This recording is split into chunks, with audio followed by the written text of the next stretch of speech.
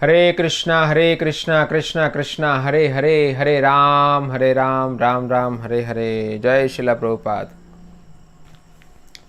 हरे कृष्णा।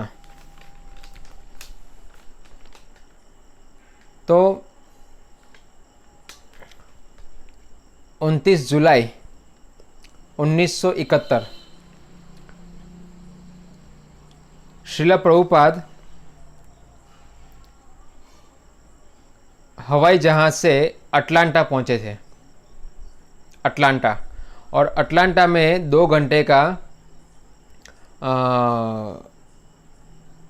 प्रतीक्षा था और एक फ़्लाइट पकड़ने के लिए। तो प्रभुपाद के कुछ शिष्य अटलांटा में मंदिर स्थापित कर चुके थे, और जब प्रभुपाद वहाँ पर अटलांटा में हवाई जहाज़ से पहुँचे, उस समय प्रभुपाद के सभी शिष्यों ने प्रभुपाद का बहुत ही अद्भुत स्वागत किया था। और वहाँ पर जो प्रतीक्षालय है, वीआईपी प्रतीक्षालय, उसको उनके शिष्यों ने बहुत ही अच्छी तरीके से फूलों से और उसे सजा दिया था, क्योंकि उनको पता था प्रभुपाद जी 2 घंटे रुकने वाले हैं। तो उस प्रतीक्षालय में सभी भक्त प्रभुपाद के साथ एकत्रित हुए थे, और वहाँ पर ज़्यादातर लोग भारतीय थे। जो प्रतीक्षालय में बैठे हुए कुछ लोग थे बाहर के, वो भारतीय थे। तो उसमें से प्रभुपाद की एक व्यक्ति से चर्चा हुई, और वो व्यक्ति 35 साल के थे, और वो जीव विज्ञान में पीएचडी कर रहा था अटलांटा में। तो प्रभुपाद ने पूछा, आप क्या करते? तो बोले कि मैं जीव विज्ञान में पीएचडी कर रहा हूँ। तो प्रभुपाद ने कहा, ओ पीएचडी, बेचारा मेंढक। प्रभुपाद ने कहा, बेचारा मेंढक। तो उस कक्ष में जो लोग बैठे हुए थे, प्रभुपाद के शिष्य वगैरह, वो सभी लोग हंसने लगे जोर जोर से। उनको पता चल गया प्रभुपाद ने बेचारा मेंढक क्यों कहा, वो सभी लोग हंसने लगे। मगर जो पीएचडी कर रहा था वो नहीं हंस रहा था, उसको छोड़ के सब हंस रहे थे। फिर वो जो वैज्ञानिक था, जो पीएचडी कर रहा था, वो संकोच में आके प्रभुपाद से कहा कि ये मेंढक बेचारा क्यों, इसको बेचारा क्यों कहते हो ऐसा? तो प्रभुपाद जी ने कहा, तुम लोग उसको मार रहे हो, इसलिए मैं उसको बेचारा कहता हूँ। क्योंकि क्या होता है, ये मेडिकल के अंदर ज़्यादातर रिसर्च के लिए मेंढक को काट के और उसको विज्ञान सब समझते हैं। तो इसलिए प्रभुपाद ने कहा, बेचारा मेंढक, तुम उसे मार देते हो इसलिए। तो उसने प्रतिवाद किया, उस पीएचडी करने वाले वैज्ञानिक ने। उसने कहा कि ये मेंढक जो है, ये विज्ञान को समझने के लिए जरूरी है। अगर हम मेंढक को नहीं मारेंगे तो विज्ञान में प्रगति कैसे कर सकते हैं? ये विज्ञान को समझने के लिए है। तो प्रभुपाद जी ने कहा कि चलो ठीक है, मान लिया। तो अगर मैं तुमसे ये कहूं कि तुम्हारा शरीर मुझे दे दो, मुझे विज्ञान की प्रगति करनी है, तो क्या तुम अपना शरीर दोगे? तो उस पीएचडी करने वाले ने कहा, हाँ हाँ हाँ, मैं दे दूंगा। तो वहाँ पर उपस्थित सभी लोग वापस हंसने लगे। बार बार वो कहने लगा हाँ मैं अपना शरीर दे दूंगा, हाँ मैं अपना शरीर दे दूंगा, मगर वो घबरा रहा था। हाँ? उसका मुंह फड़फड़ा रहा था, वो स्पष्ट रूप से नहीं बोल पा रहा था। उसका मतलब वो डर गया था प्रभुपाद की बात सुनकर, कि प्रभुपाद ने उसको कहा कि क्या तुम अपना शरीर दोगे? जिस प्रकार तुम मेंढक को मार के विज्ञान की प्रगति के लिए प्रयास कर रहे हो, ऐसे अगर तुम्हारा शरीर मांगा जाए विज्ञान की प्रगति के लिए तो क्या तुम दोगे? तो वो डर गया और वहां पर उपस्थित सभी लोग हंस रहे थे। फिर प्रभुपाद ने उसको प्रश्न पूछा कि क्या तुम्हें पता है कितने प्रकार के जीव है सृष्टि के अंदर? तो बोला हाँ 5 करोड़। तो प्रभुपाद ने और तर्क दिया, क्या तुमने सबको देखा है? तो बोला नहीं। तो तुम्हारा अनुभव कितना है, कितने जीव को देखा है तुमने? तो बोला कि 5000।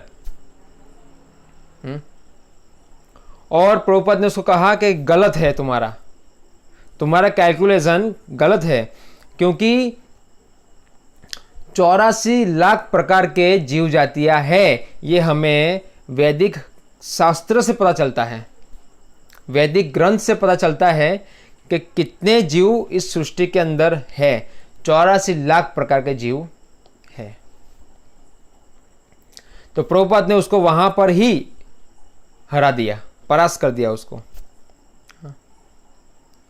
पीएचडी सीखने वाले को नहीं पता है। सोचिए आप, आज के ज़माने में ज़्यादातर लोग मूर्ख हैं, पीएचडी अपने आप को कहने वाले,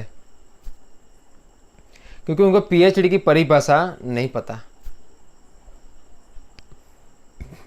शास्त्रों में सब कुछ हमारे जीवन को उद्धार करने के लिए सब कुछ बना के रखा हुआ है, मगर जब कोई व्यक्ति को शास्त्रों पे विश्वास नहीं होता तो वो प्रत्यक्ष रूप से अपना समय बर्बाद करता है रिसर्च कर करके, और वो रिसर्च करने के लिए उनको हिंसा करनी पड़ती है, जानवरों की हिंसा करनी पड़ती है। ये किस प्रकार का विज्ञान है? विज्ञान का मतलब होता है अनुभव, और सभी लोगों की इंद्रिय जो है वो अपूर्ण है, पूर्ण नहीं है। और अपूर्ण इंद्रिय से हम जितना भी रिसर्च कर ले अपूर्ण ही रहेगा, वो पूर्ण हो सकता नहीं है।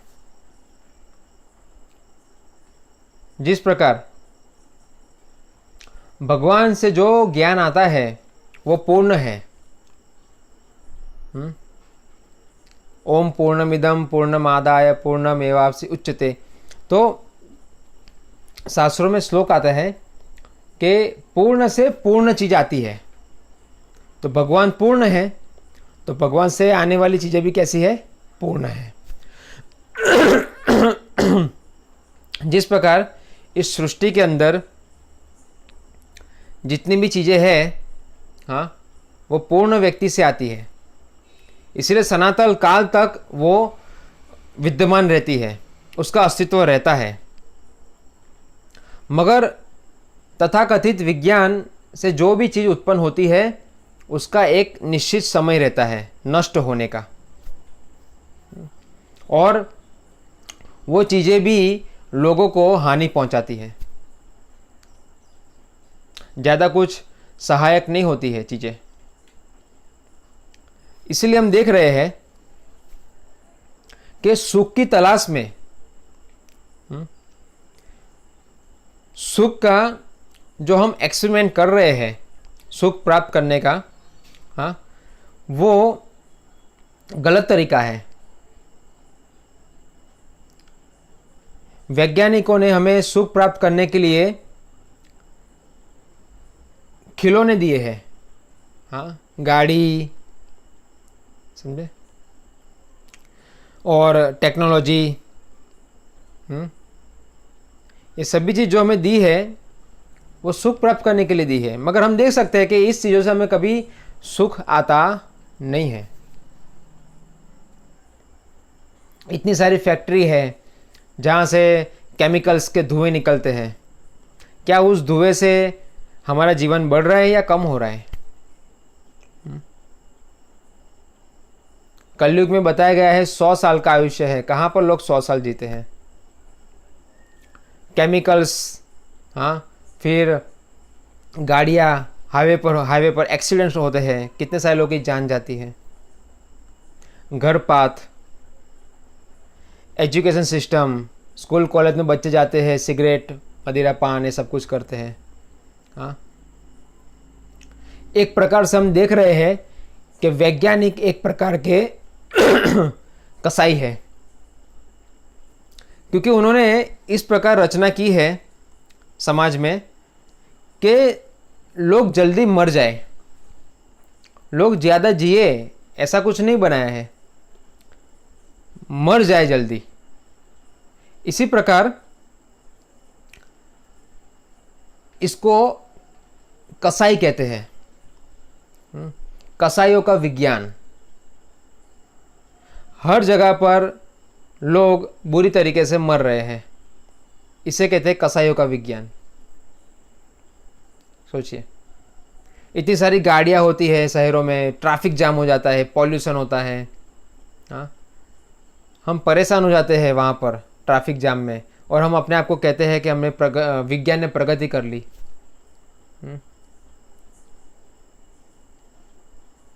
विज्ञान ने प्रगति नहीं की है, हम लोग अंधेरे में जी रहे हैं। हाँ, अंधे लोगों का अनुसरण कर रहे हैं हम लोग। अंधा इति अंधा उपनीय मानस, कि अंधों के अनुसरण करेंगे तो अंधकार में ही रहेंगे और हम खड्डे में गिर जाएंगे। और आज इसी प्रकार हो रहा है। शास्त्रों पे विश्वास नहीं है, शास्त्र 100% सत्य है, और उसमें जो व्याख्या बताई गई है सुख की, अगर हम वो लोग इस प्रकार पालन करेंगे तो हम सुखी हो पाएंगे। हम इस प्रकार सुखी नहीं होंगे। आज विज्ञान ने कितनी प्रगति की है, कोरोना जैसी महामारी से भी छुड़ाने के लिए उनके पास कोई दवाई नहीं है। लाखों लाखों लोग मर गए। लाखों लोग मरने के बाद अगर दवाई बनाए, क्या मतलब है उसका? विज्ञान ने प्रगति की, उसका मतलब कि इसी प्रकार के महामारी जैसे रोग नहीं आने चाहिए, बल्कि ज़्यादा आ रहे हैं और भविष्य में आएंगे, और हमें लॉकडाउन होगा, और हमने जितने पैसे कमाए हैं इकट्ठा करेंगे, हमें इसी प्रकार खर्च हो जाएंगे। तो ये समस्याएं बार बार आने वाली है। इसीलिए शास्त्रों में जो व्याख्या की गई है सुख की, हमें उस प्रकार चलना चाहिए। शास्त्रों में भी बड़े बड़े ऋषि मुनि जो होते थे, वो बड़े बड़े साइंटिस्ट होते थे। उन्होंने सब कुछ अनुभव करने के बाद वो सब कुछ विधान बनाए गए हैं शास्त्रों में। और इतने शक्तिशाली और इतने विवेकशील लोग होते थे पहले। उनके विज्ञान में रिसर्च करने में किसी की जान नहीं जाती थी। किसी की हत्या कर कर उन्होंने ये शास्त्रों के विज्ञान नहीं बनाए हैं।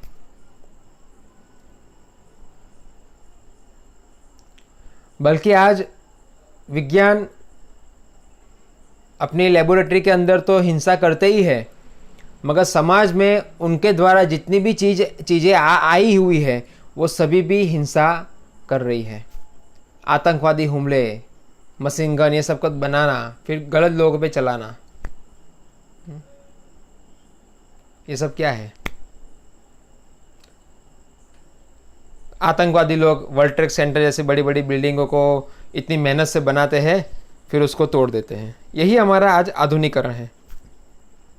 आप बड़ा बड़ा बनाओ और फिर कोई दुश्मन आके उसको तोड़ देगा, तो इतने साल की आपकी जो मेहनत है वो पानी में चली गई।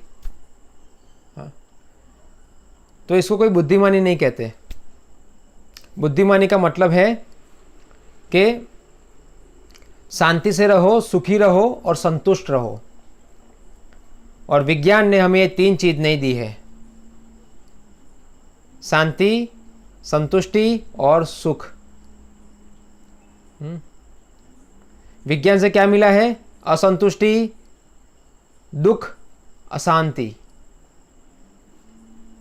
ये विज्ञान ने हमें इतने समय से दिया है, बस और कुछ दिया नहीं है। मगर हम शास्त्र पढ़ते हैं, भगवत गीता पढ़ते हैं, तो भगवान श्री कृष्ण कहते हैं कि जो व्यक्ति भगवान में मन लगाता है उसका क्या परिवर्तन होता है? ब्रह्मभूत प्रसन्नात्मा न सोचति न कांक्षति सम सर्वेषु भूतेषु मद्भक्ति लभते परा। हाँ, भगवान की भक्ति करने से सभी प्रकार के सुख, शांति और अन्य जीवों के प्रति दया उत्पन्न होती है। व्यक्ति खुद तो खुश रहता ही है, मगर दूसरों को भी खुश रखता है। यह हमारा वैदिक विज्ञान है। इसलिए प्रभुपाद जी ने उस पीएचडी करने वाले की बराबर मजा ली। हरे कृष्णा।